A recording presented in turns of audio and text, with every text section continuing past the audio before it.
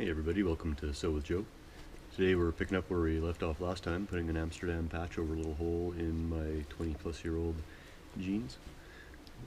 Let's get into it.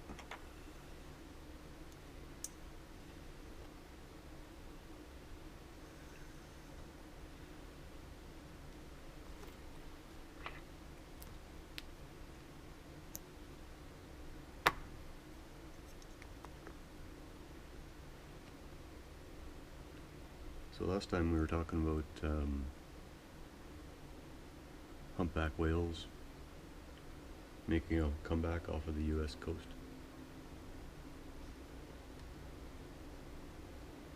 Today we've got some good news coming out of Mexico. Not in the water this time. We've been discussing a lot of very positive changes in our aquatic life and in the oceans. Let's get on the land a little bit this time, and good news for Jaguars in Mexico. Through their conservation efforts between 2010 and 2018, the population of the Jaguars in Mexico went up. Good news there, but up by 20%. Went from 4,000 to 4,800 Jaguars in Mexico. So that's massively good news. It used to be that the farmers would just shoot them on sight because they're a nuisance animal to the farmers. It's just when you kill enough of them, then they get on the at-risk list and the endangered list, and then you need to do conservation measures. And what they've done is they'll actually pay the farmers for every piece of livestock that is destroyed by a jaguar.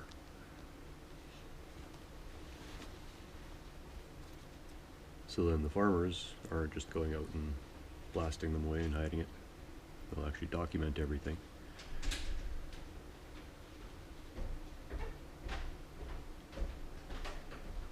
Sarah with my morning coffee.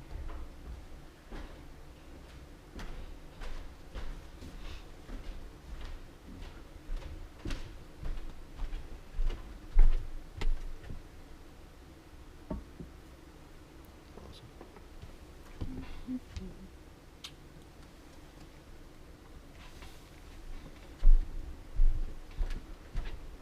Great.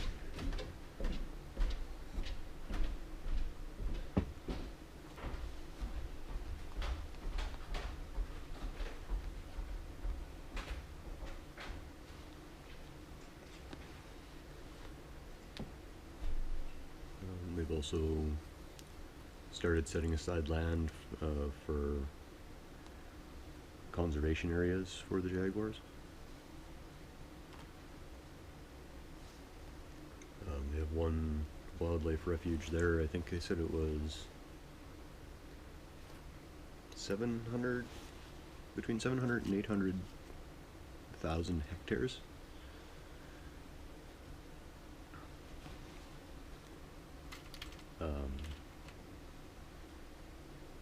And they're going to be increasing that by almost double to 1.3 million hectares.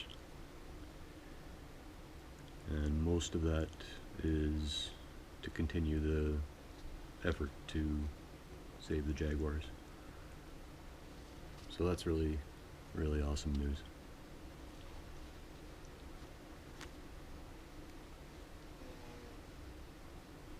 The big cats are such a treasure, and panthers, jaguars, stuff like that. Like, I can see where it would happen that they would get hunted to that point, just because they're out killing livestock. Farmers have to protect their livelihood, so they don't. Well, they probably don't like shooting the jaguars either. most likely it's just because it's either that or they starve.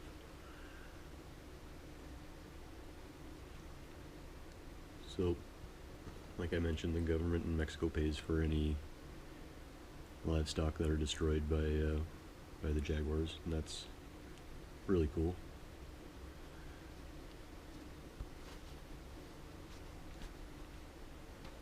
Good way to do it.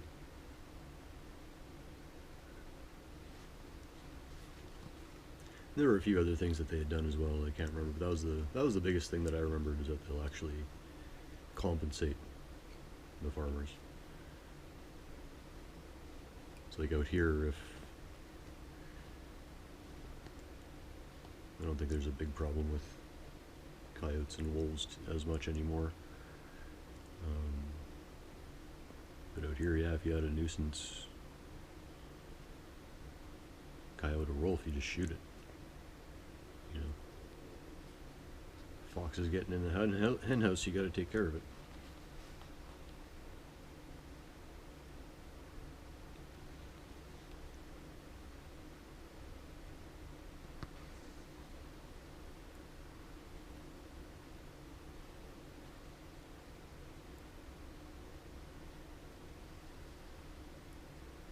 Oh yeah, the government also helped to install electric fences. That was the other one that helped to keep the Jaguars out. So once they got to the fence, they touch it, get a little poke, and learn very quickly that they don't want to go there. So helping keep the separation between humans and animals, I think, is one of the biggest things. Because humans will just destroy. Left to their own devices for survival, you know, unless you have a big government coming in and stepping in and saying, no, you can't do that. You know, if the governments were to fall, that's the way life would go back to. We would go back to doing what we needed to survive. And, you know, endangered species, if there's no government to tell us that a species is endangered, we wouldn't know.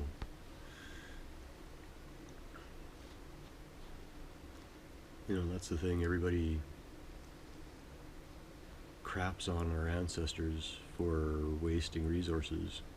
But back then, they didn't realize that it was ever going to become an issue.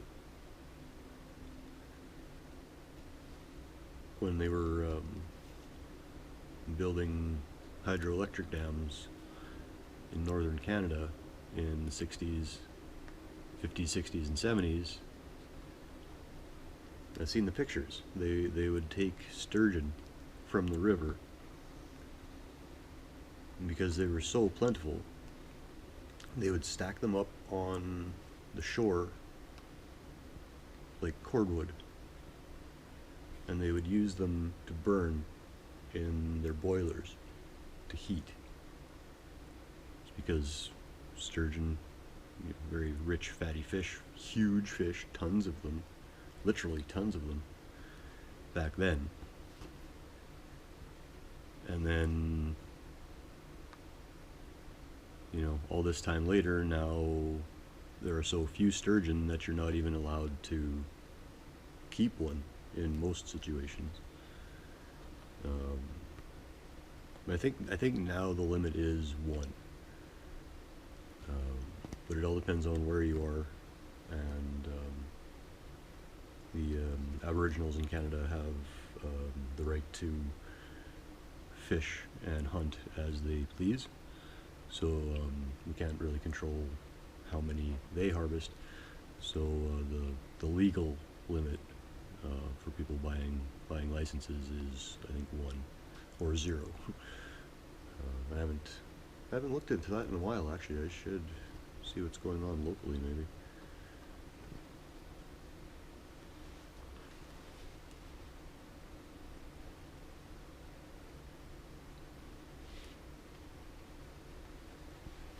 Yeah, I couldn't believe it when I saw the pictures.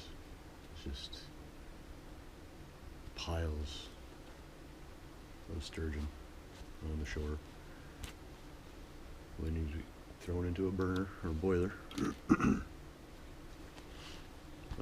that's what we do, right? Like, it was probably when they were draining parts of the river to make the dam, there were all these sturgeon. What else? What do you do? You know? And then they come to rely on them, and then they get endangered because of overuse, overharvesting.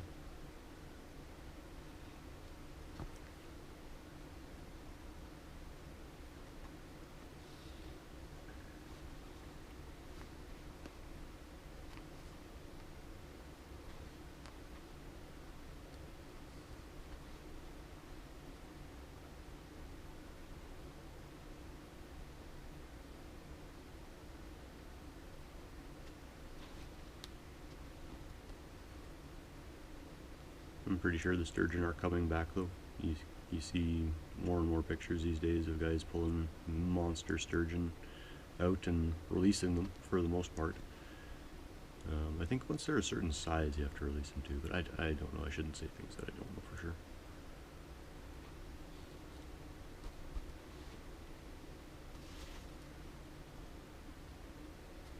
If I'm gonna start talking about things that I don't know for sure, I should just go into politics.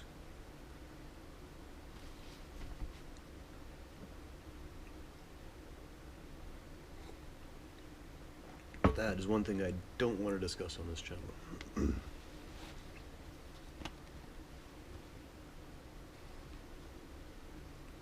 No politics, no religion, no COVID. This is not the time for those things. So if you're listening, you don't have to worry about hearing about stuff like that.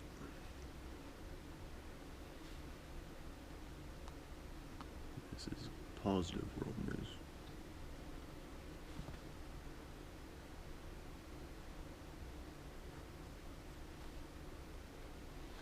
When I mentioned a couple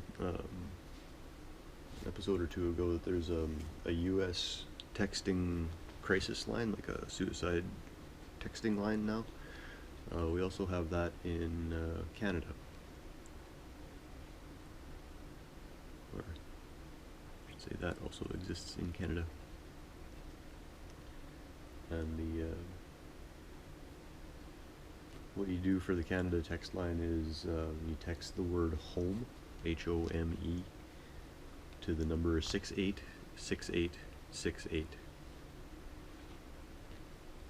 That's home, H-O-M-E, to 686868 if you're having crisis in Canada. Shoot them a text, work through some stuff with them.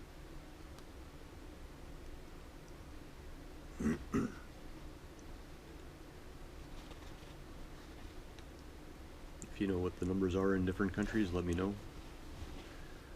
So people anywhere in the world can see this.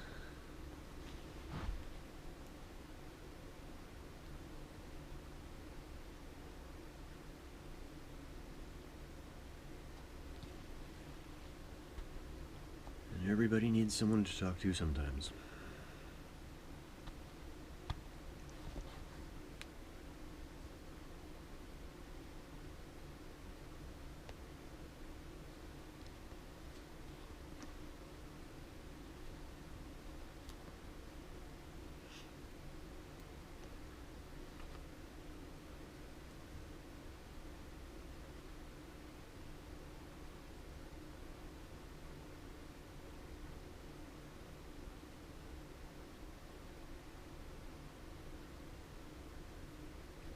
So, more good news coming out of Mississippi. No, it's not an energy source this time, and it's not an animal species or something coming back. Different story this time. It's actually about people. Sometimes people are worth talking about. In this case, especially so. A young man.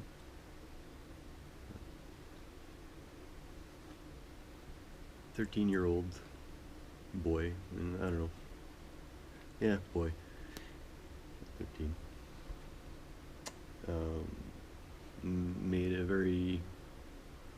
more mature than 13-year-old decision,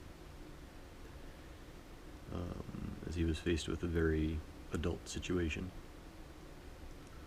He was dying. And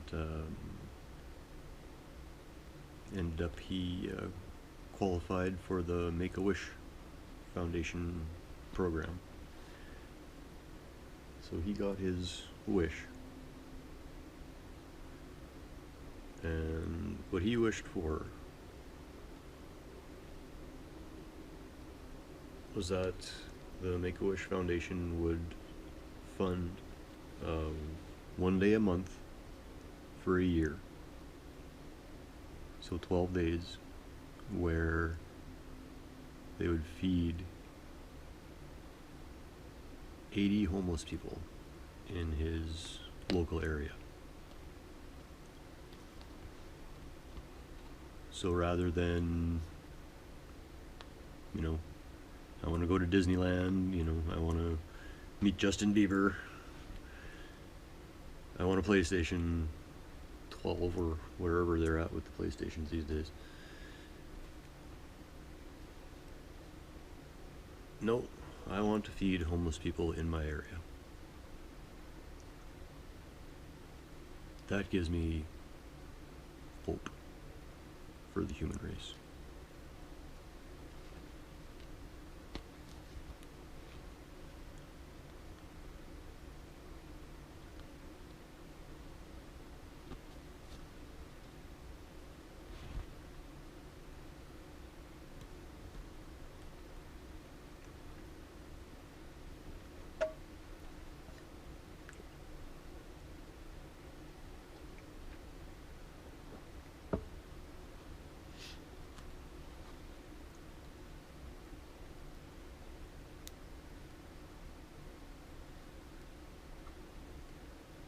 If I was that age, dying, and I could have anything I wanted, that probably wouldn't have been the choice that I would have made back then, I think that's an amazing legacy to leave. Because who knows, maybe someone will pick up that program and keep it going after he passes, if he does succumb to his disease.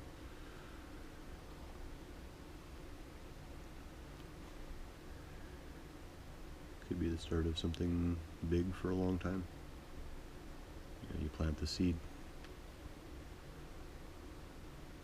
Sometimes that seed grows.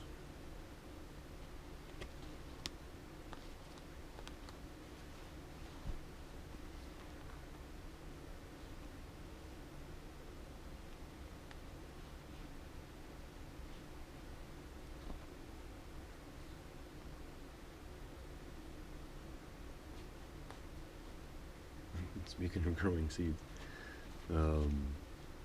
one article I saw, I didn't actually read the article, but I kind of got the gist of it from the headline. There's a shoe designer or fashion designer making shoes that once you're done with the shoes, you plant them and they become apple trees. I didn't look at the article, but I'm guessing they just put the seeds inside the soles or something, or wherever. Probably not in the soles because they'd never come out. But yeah, they just have the ability to make a tree out of a shoe, which is pretty cool.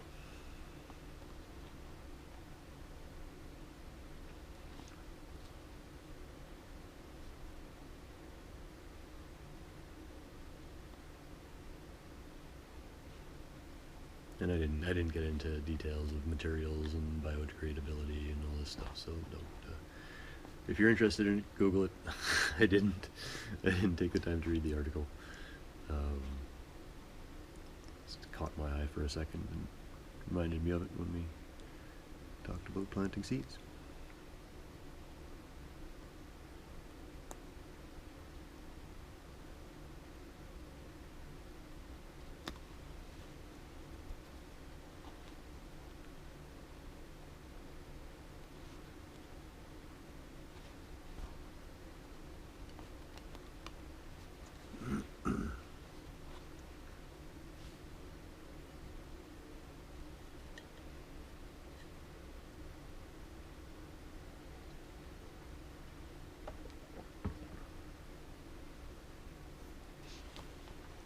One thing I like hearing about is when major corporations make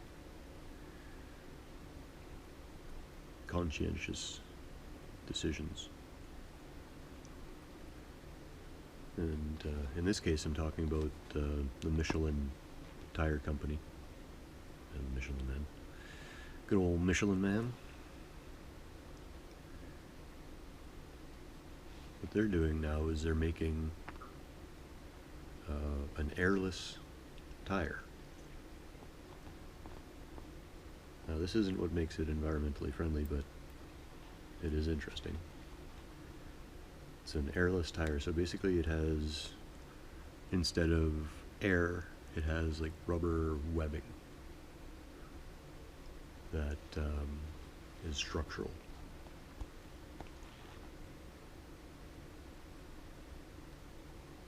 Tires are actually now, the way they're making them, they're see-through, which I think is a poor design, because they'll just get ridiculously dirty and out of balance from being dirty. I think the more successful design is going to be when they actually cover the sidewalls to keep them clean. Anywho, so you don't need air in your tires ever. They can't get punctured, they can't blow out. I don't know how they fail, if they fail, but they don't need air anyway. The environmentally friendly part of this whole deal is that they're made with 47% recycled materials. So almost half of what goes into those tires is not going into a landfill. And that's really awesome news. And it's not new material being used either. So you're saving that from getting into the environment, and you're also not using new materials. So that's really huge news. Alright, let's tie this one off.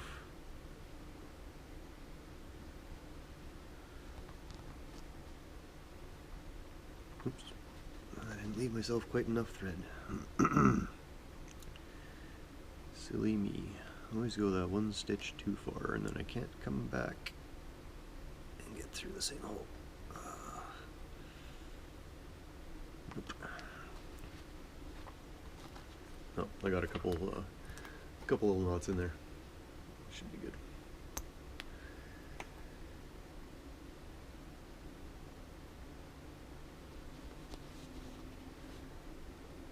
Okay.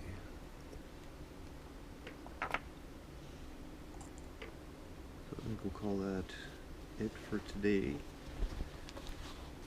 Nice little stitch across the top and down. So however long this video has been, that's how long it takes to do that. For me, anyways. I know there's faster sewers out there, and if I wasn't chatting and actually focusing on doing it quickly, I could go faster. But next time, I think this is the last chunk that I'm going to do on these jeans for now. I'll have to have another look over them quickly. Oh yeah, I was going to do belt loops. We'll see. I might finish it next time, I might carry on, but I'm really looking forward to adding up how many hours I have in these things. So yeah, that might come next time, that might wait, I might do some more belt loops. I wear belts, and I like having, in a perfect world, 5, minimum 3 belt loops at the back. So yeah, this one has the 3, so this is better than a lot of jeans out there. But I want to add 2 more, there and there. Just better support for the belt. We've done a lot to these jeans. I've been at it for a bit. That's new, that's new, that's new, that's new.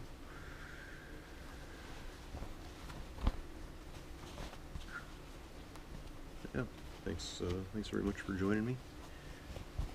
I do enjoy and appreciate the time that we do get to spend.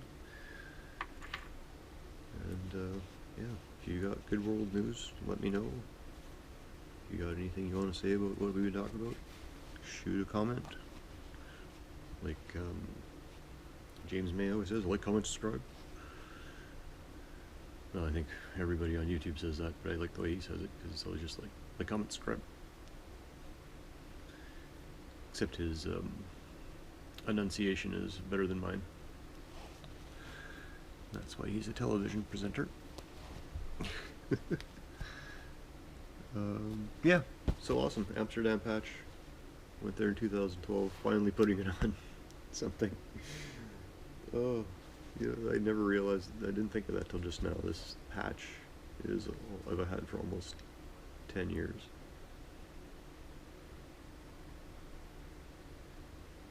It's amazing how time flies by.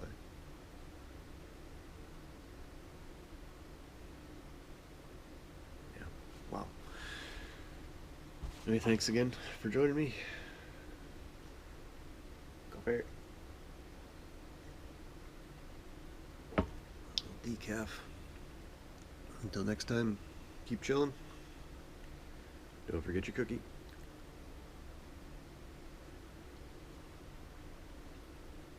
Peace.